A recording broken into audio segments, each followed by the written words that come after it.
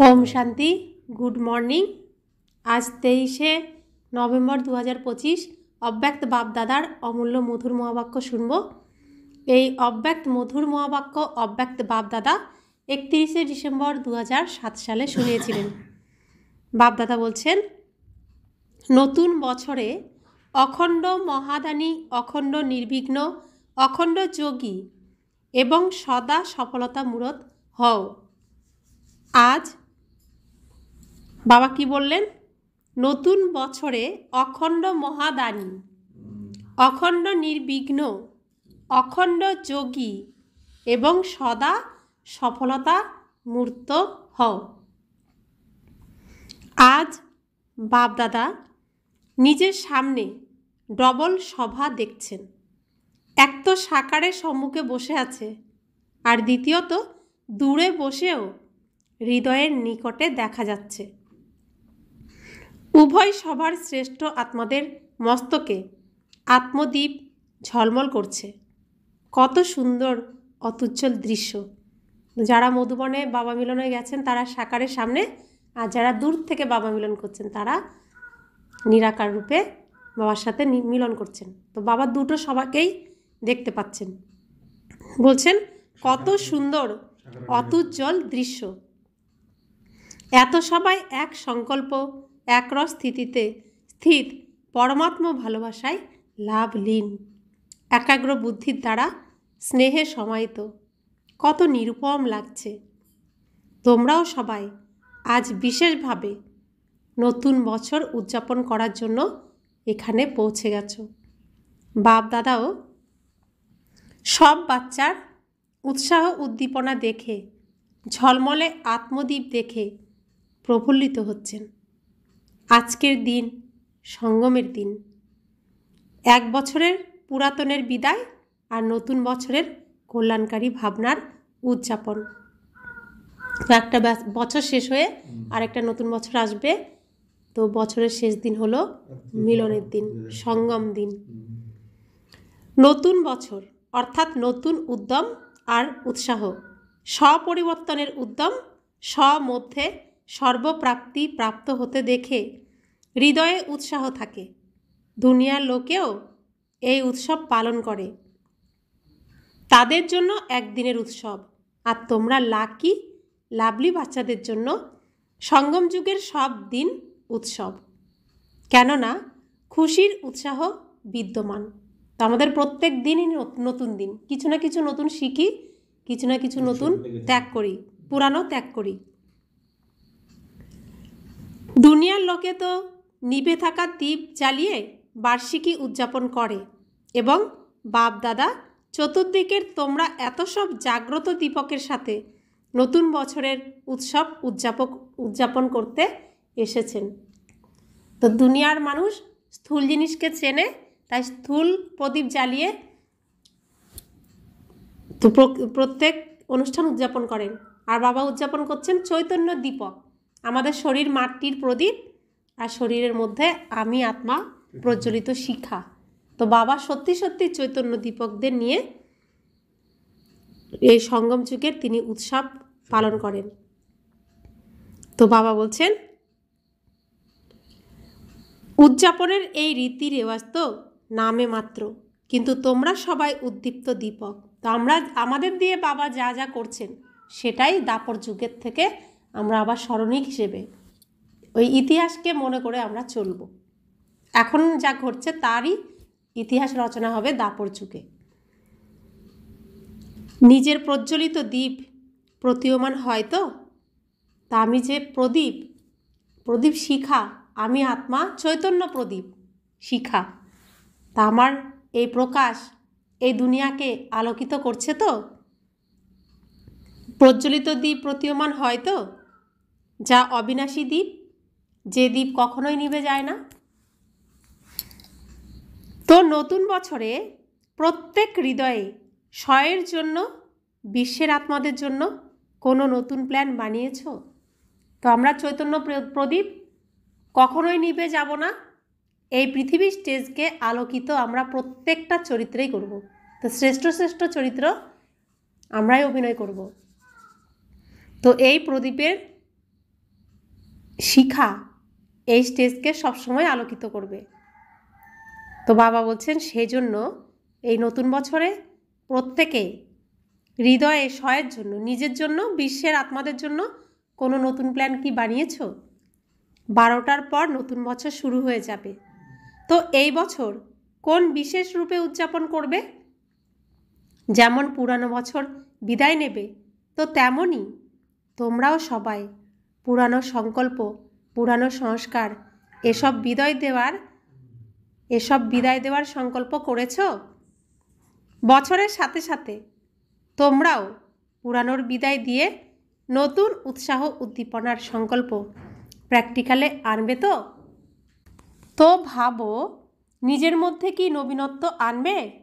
কোন রকমের উৎসাহ উদ্দীপনার নতুন তরঙ্গ ছড়াবে? কোন রকম সংকল্পের ভাইব্রেশন ছড়াবে ভেবেছ? কেননা তোমরা সব ব্রাহ্মণ, সমগ্র বিশ্বের আত্মাদের জন্য পরিবর্তন নিমিত্ত আত্মা। বিশ্বের ফাউন্ডেশন তোমরা, পূর্বজ পূজ্য। তো এই বছরে নিজের শ্রেষ্ঠ বৃত্তি দ্বারা কি ভাইব্রেশন ছড়াবে? ঠিক যেভাবে প্রকৃতি চতুর্দিকে কখনো গরমের, কখনো ঠান্ডার, কখনো বসন্তের ভাইব্রেশন ছড়ায়, তো তোমরা প্রকৃতির মালিক, প্রকৃতিজিৎ, কোন ধরনের ভাইব্রেশন ছড়াবে?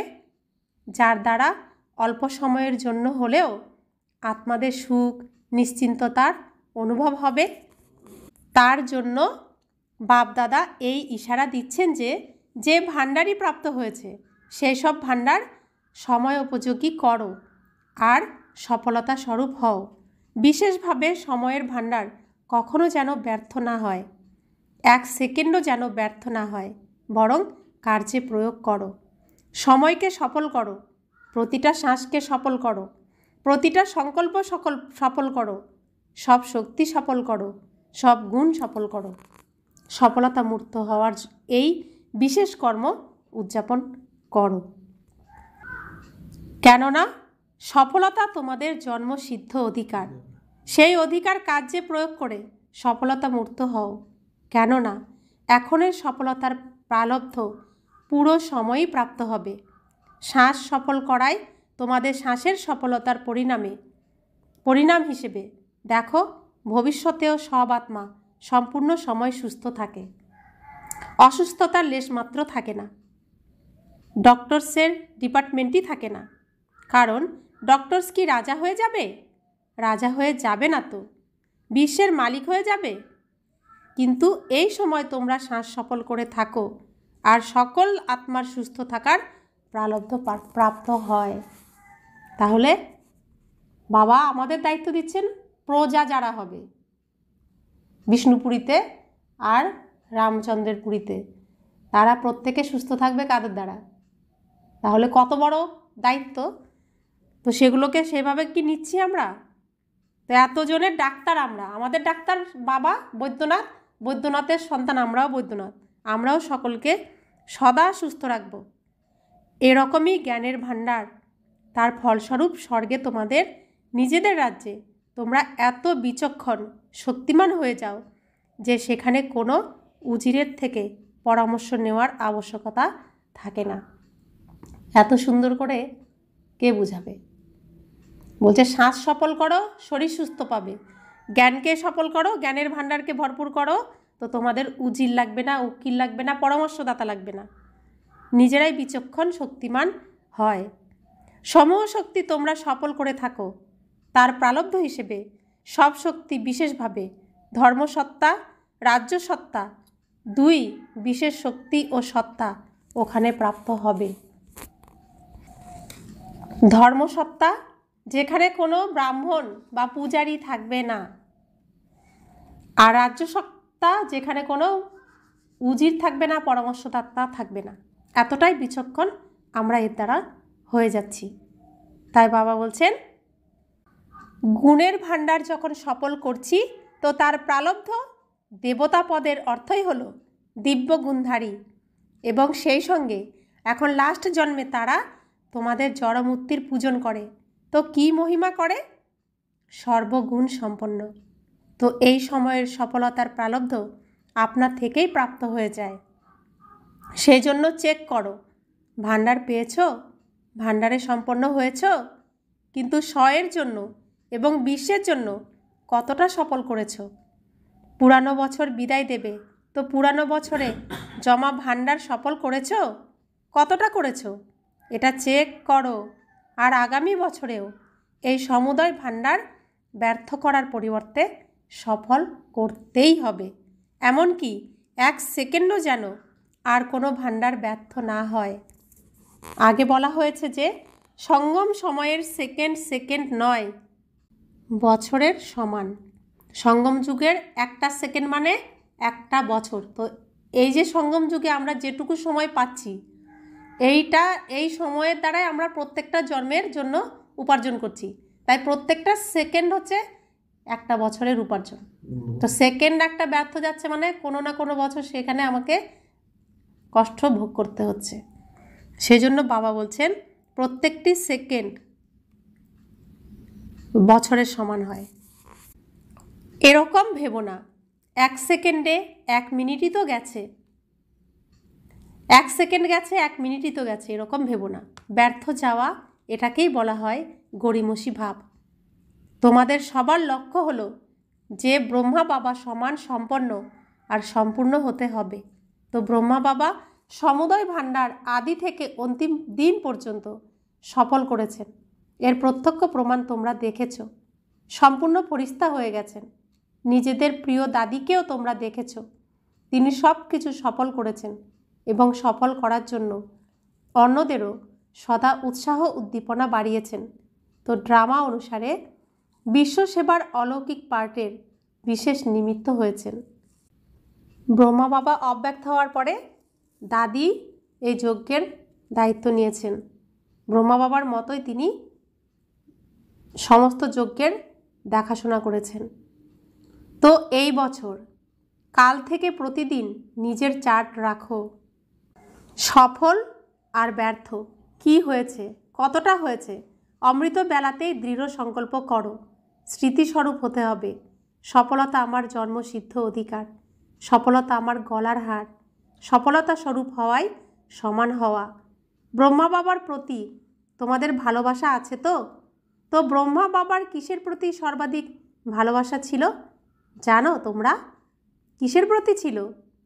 মুরলির সাথে। লাস্ট দিনও মুরলি পাঠ মিস করেননি। সমান হওয়ার ক্ষেত্রে এটা চেক করো।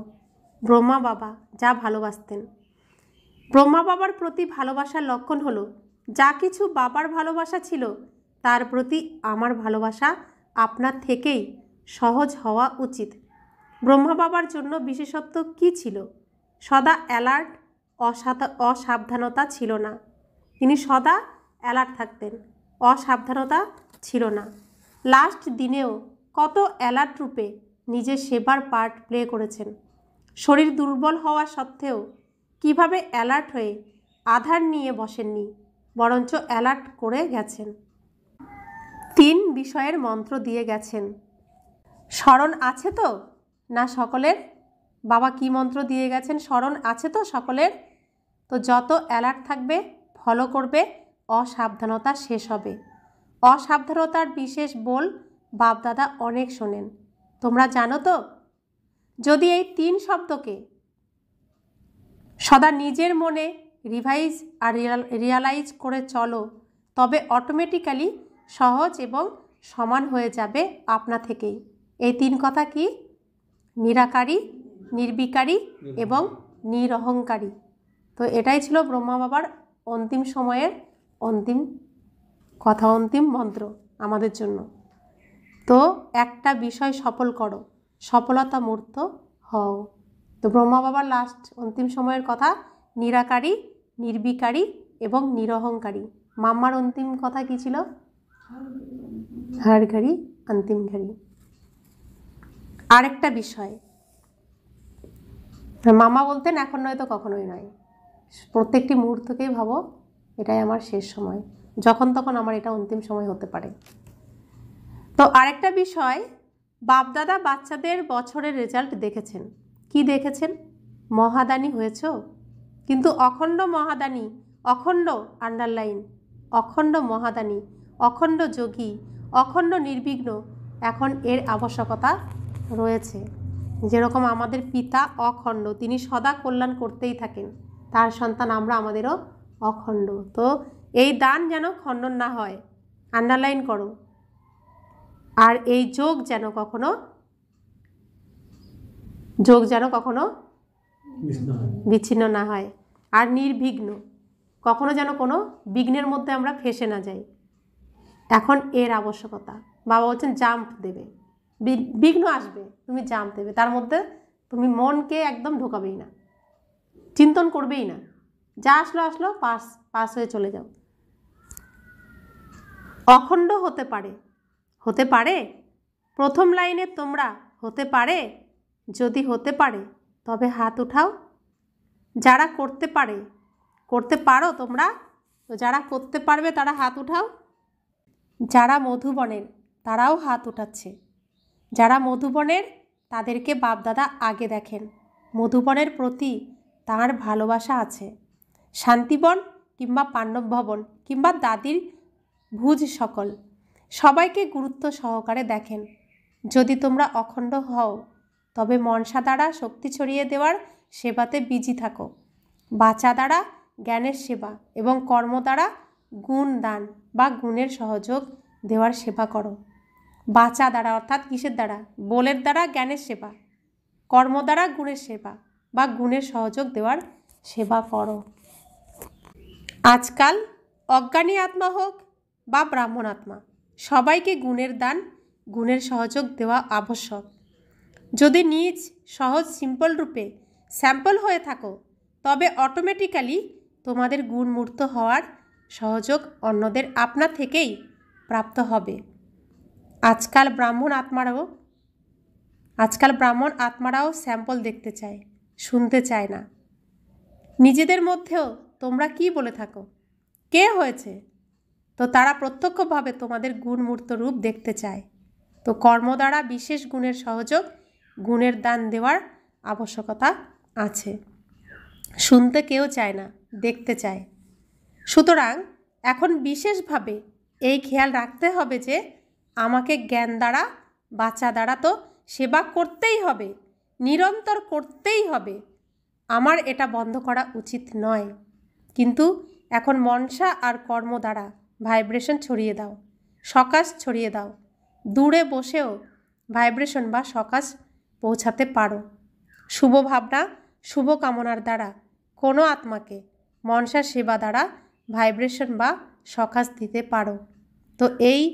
তো এখন এই বছর মনসা শক্তির ভাইব্রেশন শক্তি দ্বারা, সকাশ আর কর্ম দ্বারা গুণের সহযোগ এবং অজ্ঞানী আত্মাদের গুণ দান দাও। তো সবসময় এর জন্য নুমাসামের যোগ মিস করা উচিত নয়। সে সময় মনসা সেবা করারই সময়, খুব ভালো সময়। তো এটাই আমাদের প্রত্যেক দিন করতে হবে। যে ফাঁকি দিচ্ছে তাকে ফাঁকেও পড়তে হবে। নতুন বছরে তোমরা গিফটও দাও তো এই বছর স্বয়ং গুণমূর্ত হয়ে গুণের গিফট দাও। গুণের টলি খাওয়াও তো। টলি খাওয়ানোতে তারা খুশি হয়ে যায়, তাই না? অনেক আত্মা, এমনকি ভাগন্তীরাও টলি স্মরণ করে। অন্য সব কিছু ভুলে যায়, কিন্তু টলি স্মরণে আসে। তো এই বছর কোন টলি খাওয়াবে? গুণের টলি খাওয়াও, গুণের পিকনিক করো।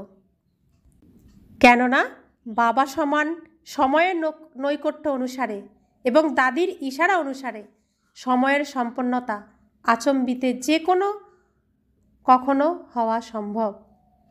সেজন্য বাবা সমান হতে হবে অথবা দাদির ভালোবাসার রিটার্ন দিতে হবে। সুতরাং যা আবশ্যক সেটা হলো মনসা আর কর্ম দ্বারা সহযোগী হওয়ার। কে কেমন এ হলে আমি হব সেটা ভেবো না। নম্বর 1 হতে হলে যদি এ হয় তবে হব, এমন হলে তো প্রথম নম্বর তারাই হয়ে যাবে আর তোমরা দ্বিতীয় হয়ে যাবে। তারা তোমাকে দেখছে না, তারা রেডি হচ্ছে আর তুমি তাকে দেখছো যে এ হলে আমি হব, তাহলে তুমি তো দ্বিতীয় নম্বরে চলে গেলে।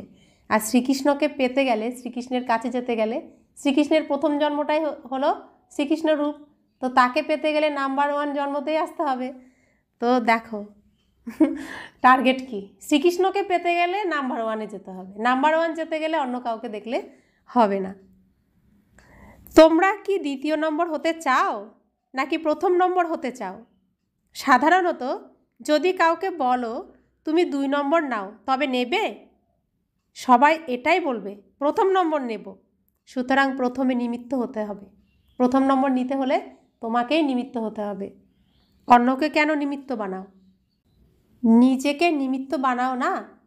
ব্রহ্মা বাবা কি বলেছেন? সব বিষয়ে নিজে নিমিত্ত হয়ে নিমিত্ত বানিয়েছেন।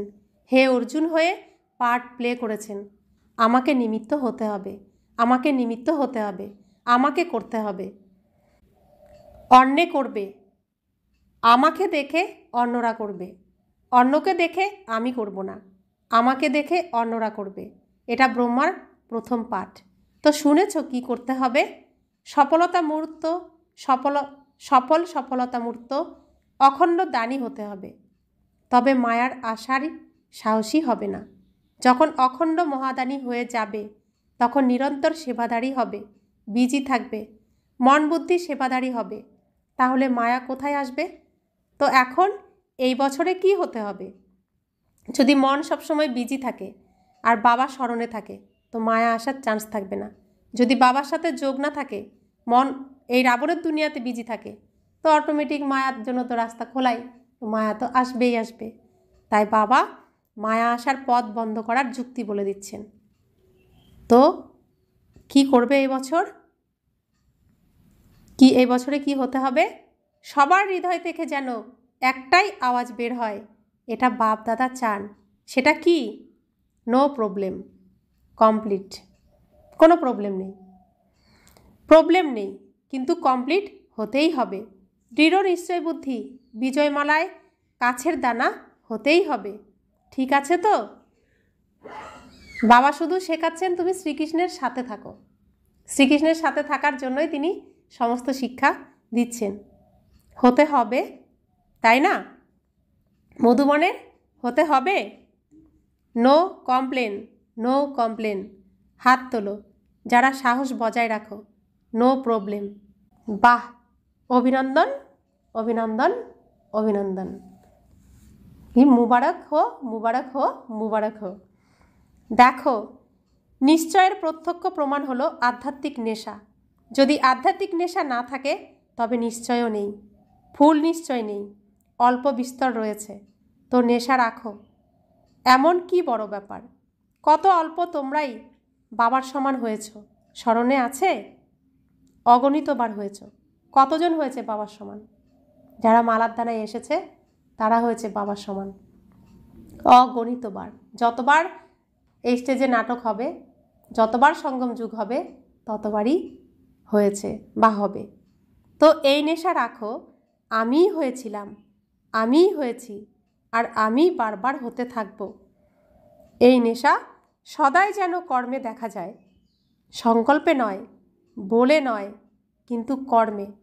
কর্মের অর্থ আচার আচরণে, মুখমণ্ডলে যেন প্রতীয়মান হয়। তো হোমওয়ার্ক পেয়ে গেছো তো না? এবারে দেখা যাবে নম্বর ক্রমে আসো নাকি নম্বর ক্রমে।